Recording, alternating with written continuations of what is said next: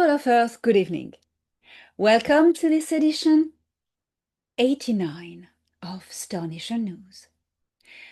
The team and I have taken a little break due to attending a conference in Charlotte, North Carolina, USA. Now we are back to the studio and sharing with you the news of the galaxy. Today is a special day where we found really important to remind you again how is structured the Galactic Federation of Worlds. So, without further ado, fasten your seatbelt and engage.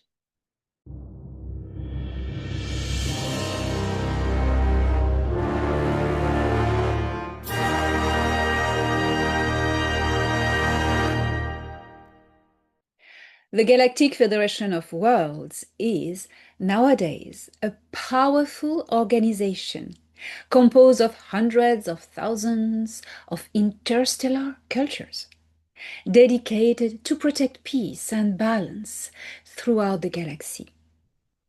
Created by Pleiadians in the aftermath of the Orion Wars around 300,000 years ago, with the call to build a galactic army able to protect and defend the freedom, justice, protect the weak, and privilege peace and diplomacy over conflict. It grew progressively to become the powerful organization it is today.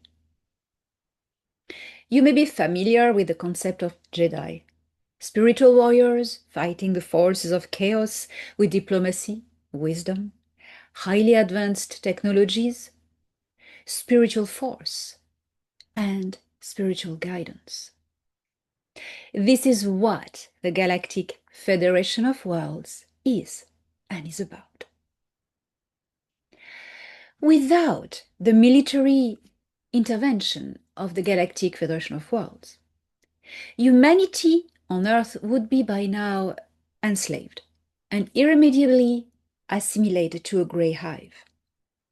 Earth would be taken over by their Draco-reptilian associates and human replaced by grey hybrids. Hope for a better future would have become futile.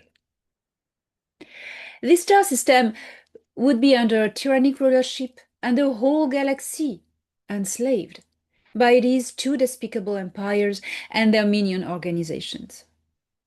Thanks to Ora Natarushari, the Galactic Federation of Worlds, our planets, Earth is now a free civilization soaring to the stars.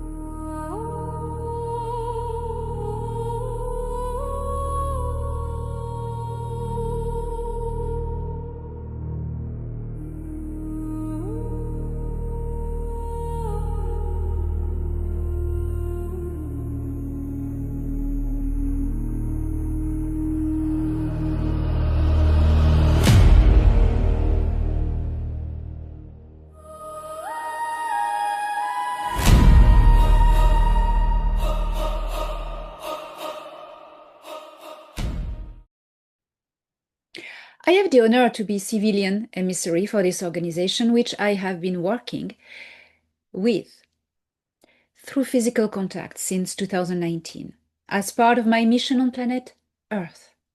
Communications occur either via physical transportation on board Galactic Federation of Worlds ships, orbital stations, or planetary facilities, or simply using technology.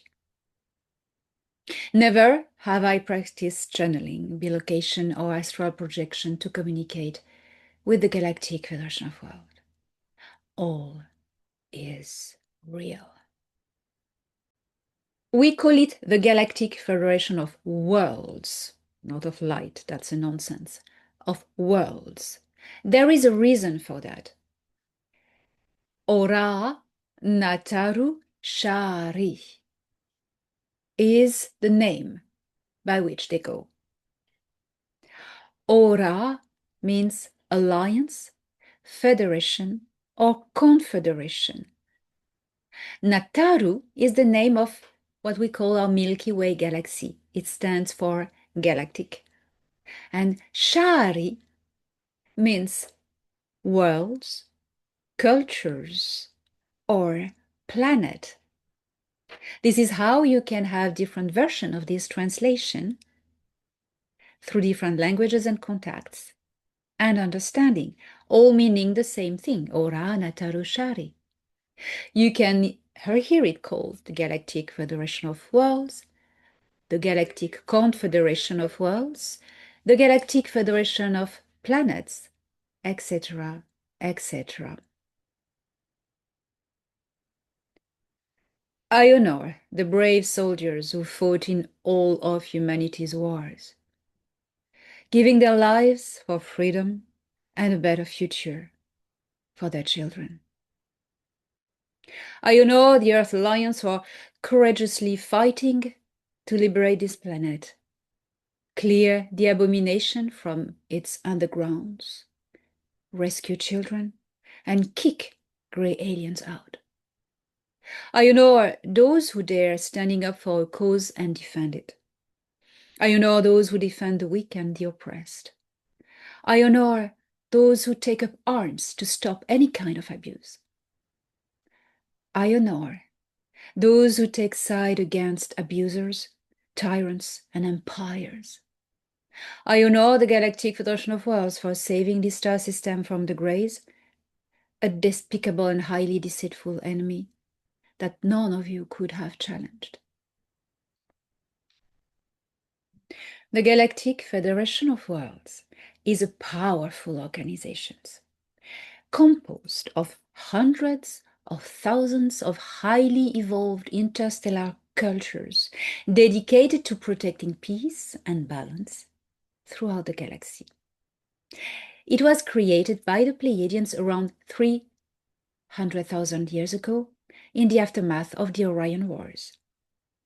The Pleiadians called for the creation of a galactic army that would protect and defend freedom and justice, defend the weak, and privilege peace and diplomacy over conflict.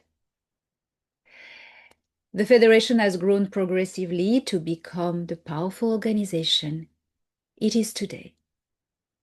Before going into combat, the military personnel of the Galactic Federation of Worlds practice a meditation named Dhorm Dorhu, to center their thoughts and intention in their heart, that their actions be made with wisdom and serve balance and justice. It is a bit of like a yoga, Tai Chi, or Qigong, using the energies, the frill, to stimulate the consciousness and develop the strength in the energy field. Also bring centeredness and balance. You may be familiar with the concept of Jedi. Well, as I explained, this is what the Federation is about. The Galactic Federation of Worlds always prioritized diplomacy and mediation, considering force only as a last resort. Enemies are always warned and given the opportunity to surrender and evacuate. Prisoners are not punished. Instead, they are sent to prison worlds where they undergo a spiritual rehabilitation program. Sometimes, force is needed to intervene when diplomacy fails and billions of lives are at stake. Without the Galactic Federation of Worlds, you would all have been assimilated into a grey hive that would have taken over the entire galaxy by now. Thanks to this Galactic Federation of Worlds for destroying the Nebu Hive and the army of grey hybrids that were ready to invade Earth. If you followed the Star Nation news, you've been aware by now of the armada of grey hybrids hidden behind the Orion Nebula in a dimensional bubble. Thanks to the Federation for making contact with US President Dwight Eisenhower in 1954 to warn humanity against the menace of the Greys and build together a defense program such as Solar Warden, for disabling nuclear technologies in order to save us from blowing ourselves up, and for guiding humanity off Earth through scientific exchange programs. There are actually 3 exchange programs. One led by the Alpha Centaurians, such as the Silosy and the Meton, centered on connectivity and foremostly defense technologies. The Alpha Centaurians are at the origin of the collaboration with the US Navy to build the defense fleet Solar Warden. Then you have the Emerther from Tau Ceti, who are contacting privately, individually people. They are not part of any organization on Earth, and they are sharing high dimensional spiritual and mathematical knowledge. And then finally, you have the Umit from Wolf 424, who are sharing technology, highly advanced technologies with groups of people. And the Umit, I believe, are going to step up on the stage of disclosure very soon. Mark my word. Also, the envoy programs and spiritual guidance have been performed and created by the Galactic Federation of Worlds. These men, women, and beings from other races sacrifice their lives for the greater good, for you, you who are watching. That you believe it or not, they did. It takes courage to leave your home on the other side of the galaxy to fight, to come and fight in a war and save another world, which is not even yours. Shows not only courage, but dedication and love. I honor the Galactic Federation of Worlds for defeating the Seeker Empire as well, freeing hundreds of worlds from reptilian tyranny and making our beautiful galaxy a place of peace, justice, and balance. Before, some people, you criticize the military organizations that protect you and put their lives at risk for your well-being and that of your children. Think about an enemy entering your home to kill your family. Would you stop him through meditation? No. You will grab a weapon as quickly as possible and fight them physically, or die and watch everything you love be destroyed. Asia once said, when diplomacy failed, you must use force. I honor the Galactic Federation of Worlds for overthrowing the Seeker Empire and liberating these hundreds of worlds enslaved by reptilian tyranny, because they made of our beautiful galaxy this place of peace, justice, and balance. Since the Negumak Gnomopo joined the Galactic Federation of Worlds, the balance tipped, and suddenly we could overcome the Seeker Empire, which has always been most powerful than anybody else. And when the Anak Empire joined the alliance, the Galactic Alliance of Nataru, well, the balance was surely tipped in favor of the forces of light.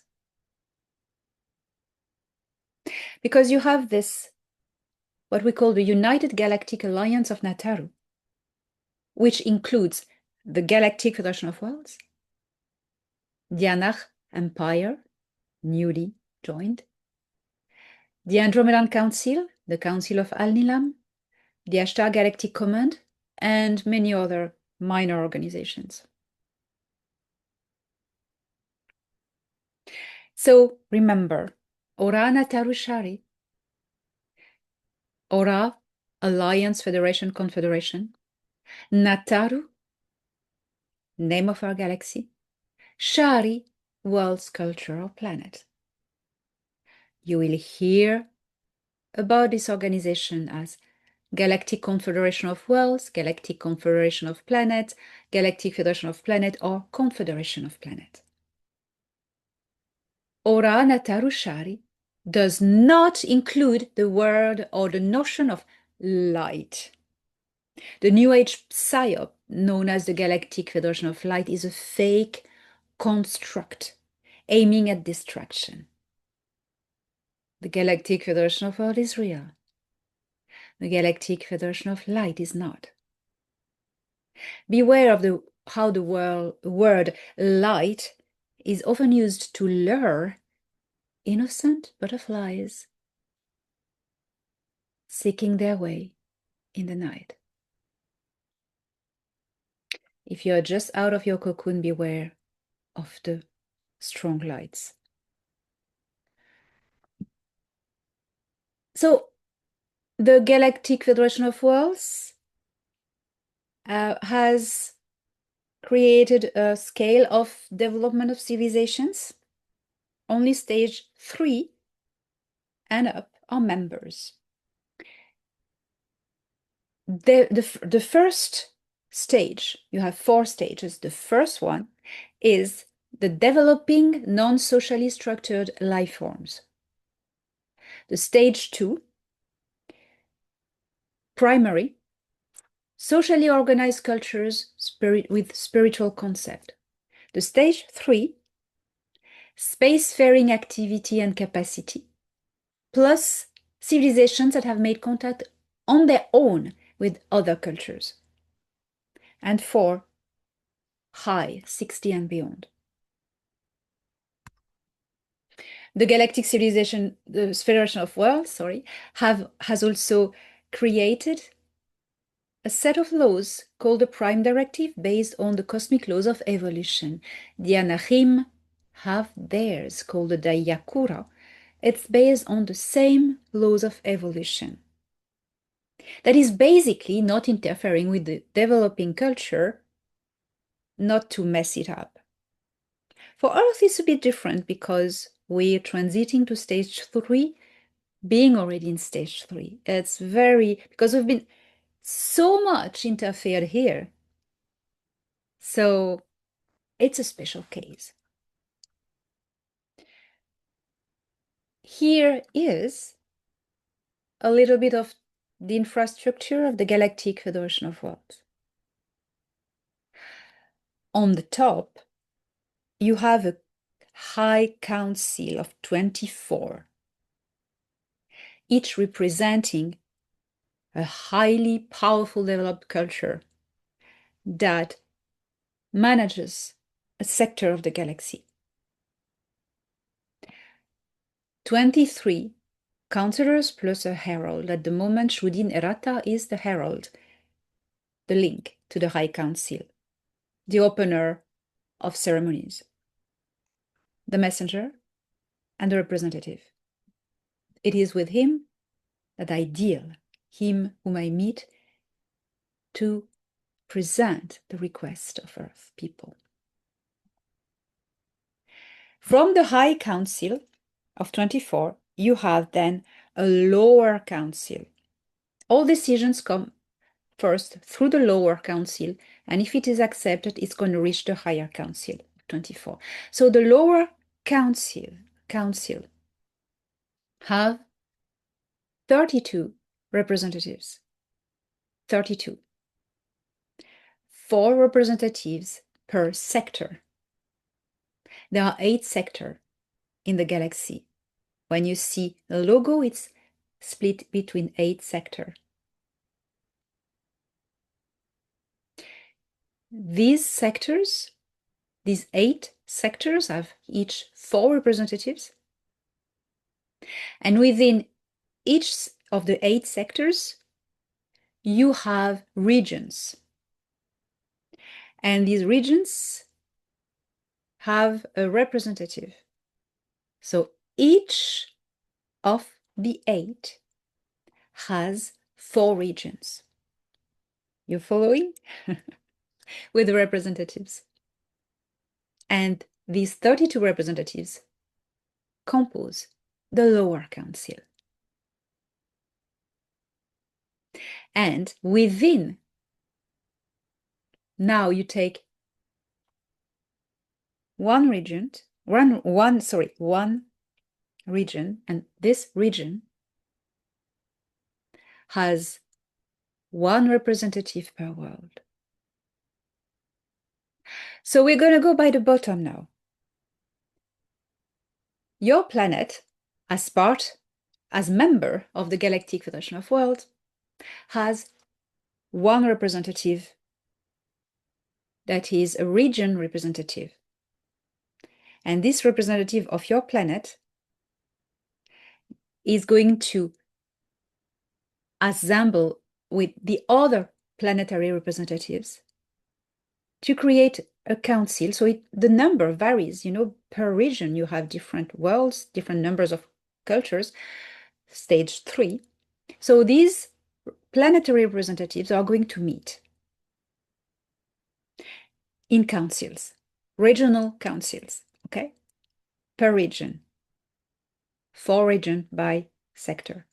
And then this council of planetary representatives are going to have one regional representative for all of them, and there are 4 per sector, and there are 8 sectors. The 4 regional representatives will take the request of all the world planetary representatives of their region and will come to the lower council.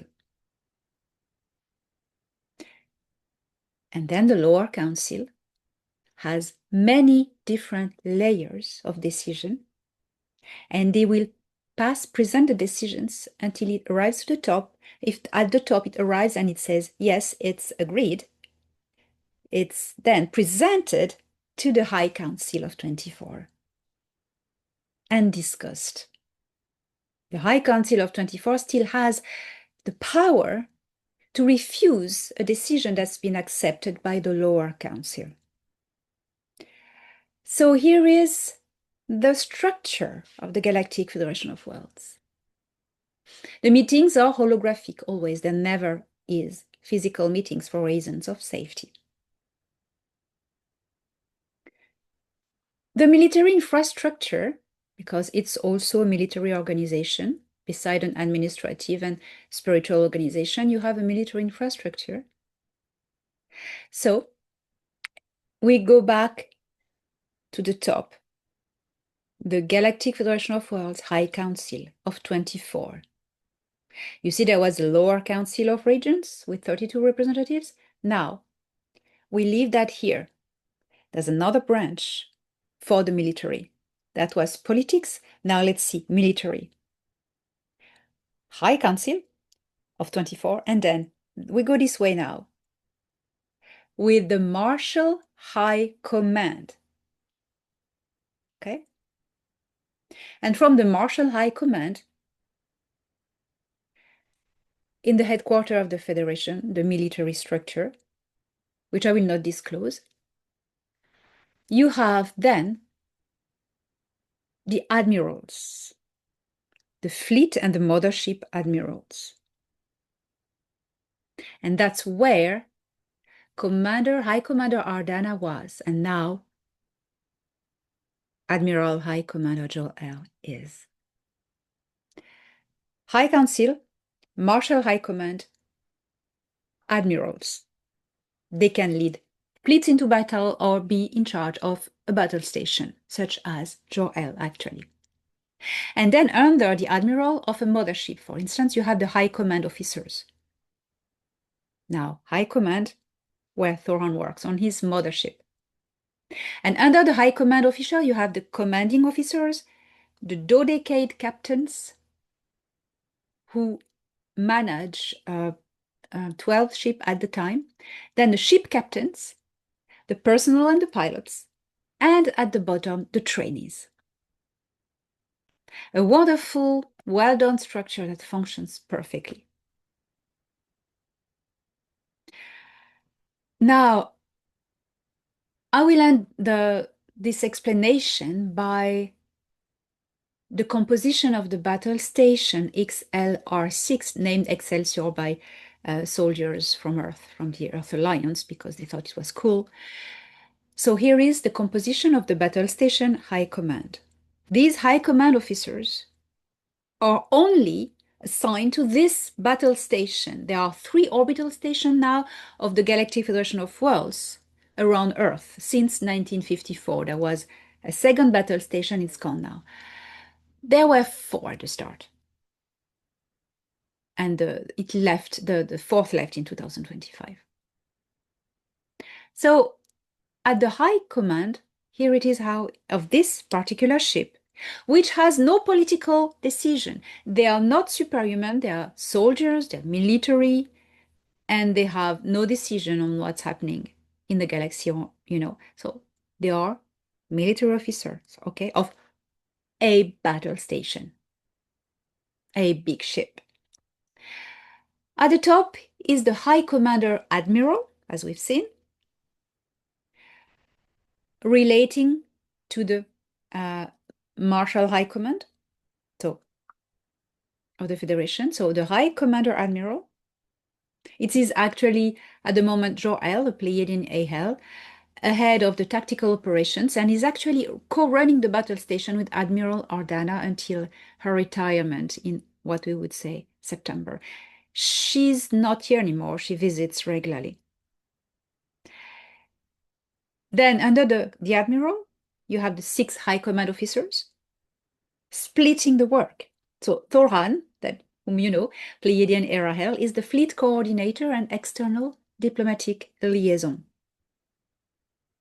You have Kiara, that you know, who you know as well, Pleiadian Ahel as well. She is the internal diplomatic liaison. Then you have the Defense Technology Department, with a scientific high officer in charge of the secret space program, the Earth Alliance, and who is the scientific liaison. It has been the hero, galactic hero Denethor, Pleiadian Erahel, for a long time. Now he's been promoted to the high command of the Galactic Federation of Worlds, I mean the headquarters. He's very high position now. And he's been replaced by another Pleiadian whose name is Soral. I will tell you more about him. Then you have the communications. It's an Umit Shehenlin, which I have met. And the strategy and combat logistics, it's Dar Mayel, a Pleiadian Nor. And you have the medical science and department. Sabasuni, she's a Nor. So I'm very happy to share with you how this organization is functioning. I hope everything now seems more familiar to you. I am wishing you a wonderful, wonderful time, because the future is here in your hand. It has already started. You are building it. The builders are born. And this is a great time for humanity. I am so, so proud of you.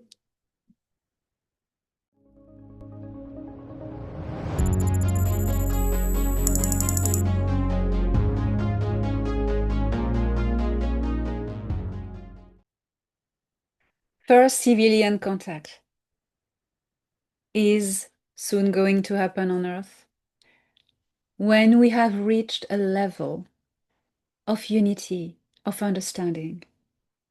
The Galactic Federation of Worlds is doing whatever they can, all that possible, to guide you through unity and developing new technologies. The first contact, civilian contact, because contact has already happened since a long time, but it has been kept secret in the military. Now it is going to happen on a civilian level. But it has already started. It has already started.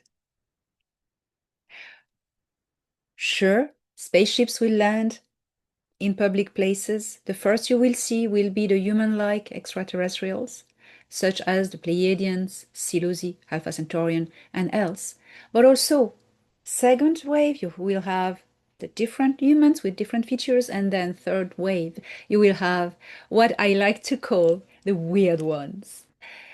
It will be an amazing time where humanity will be ready to embrace diversity without judgment and without fear. And this will happen when we will have overcome the divide and conquer plans of the deep state. We are doing it. We are winning it. We are overcoming these plans. We have now become to an understanding to see through these patterns. And it is extraordinary. And I'm very proud to be here alive and guide you through this. And I'm very proud of you. First contact has already happened to the civilians on a private level. The awakening of the star seeds, the connection with their star family, their star cluster. And I will do a special edition about connecting with your star cluster, because this is very important. You are now able to see the spaceships. For 2 years now, the Galactic Federation of Worlds, the Intergalactic Confederation, and the Earth Alliance have split the job to make themselves known to the public, sending drones, Galactic Federation of Worlds, metallic drones, and the Intergalactic Confederation, plasma drones, and also unmanned ships. You need to look up every night in your sky. You see them. You see them. They are here. They are making contact with you. And when you see one, try to interact with your consciousness. It is working at perfection. Everywhere you are in the world, if you connect to your inner frequency, to the frequency of your soul, if you hear this humming within you, it's your own frequency, you can connect with everyone on the same frequency. It's called quantum communication.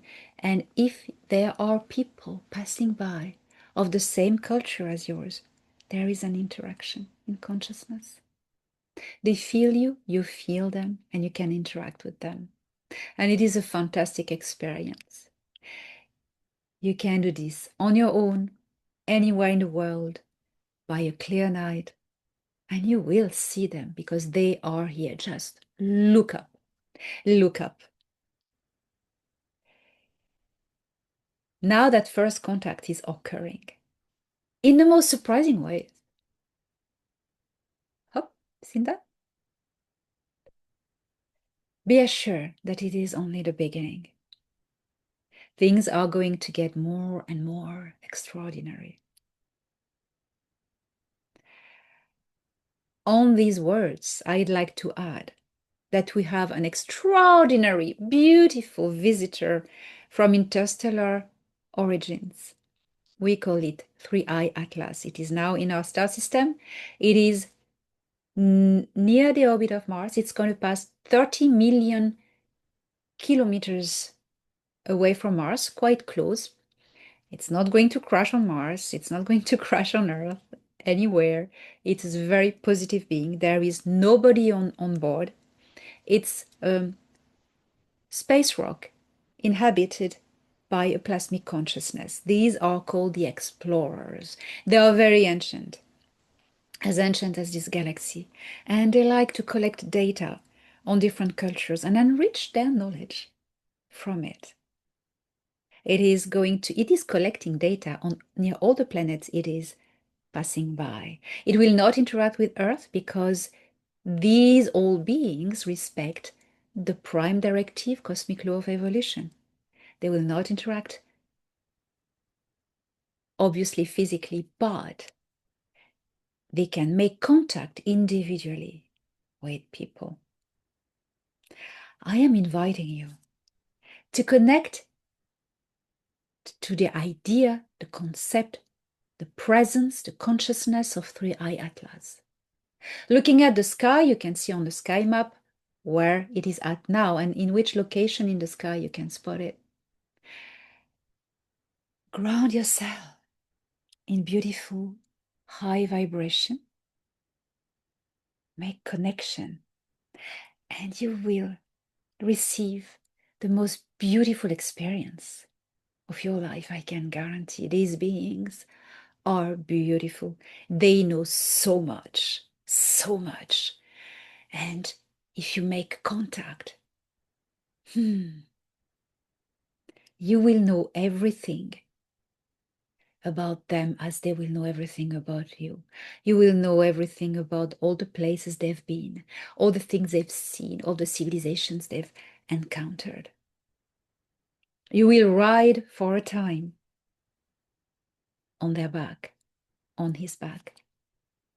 He is a beautiful, beautiful consciousness. He is very old. And I really encourage you to make contact. You can do it. Well, it is time now to let you go with an incredible new civilization from Encyclopedia Galactica, Volume 1. The Imtal Sasu. Are you ready? Let's go. See you next week.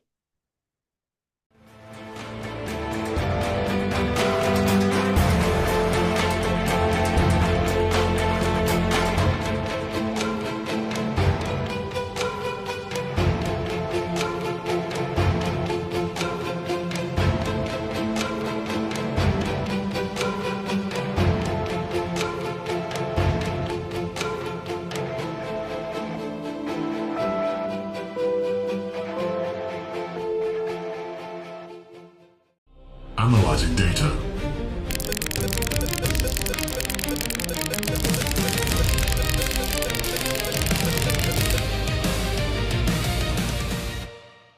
A Tashkeru colony from the Sirius B star system arrived on SAS-4 during the migration of populations from the Tula system due to the infiltration of the Ashtar Alliance.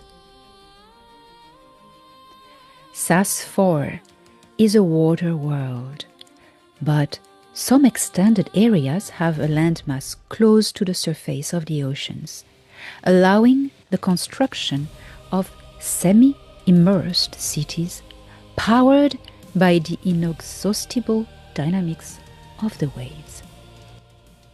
Imtal Sasu is an independent civilization separate from the original Tula system, known for their friendly and welcoming nature. They are also members of the Galactic Federation of Worlds and have a close relationship with the Ashtar Galactic Command, a rebellious mercenary military organization. Many Imtal personnel can be found in the outposts of the Ashtar Galactic Command.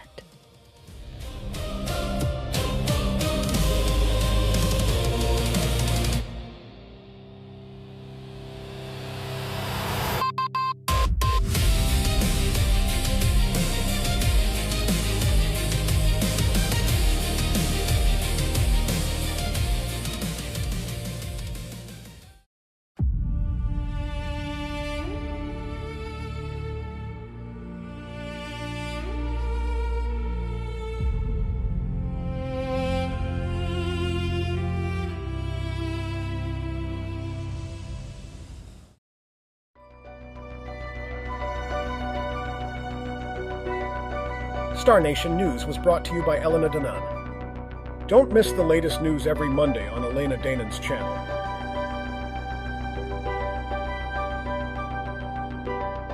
Video directed by Stefzak.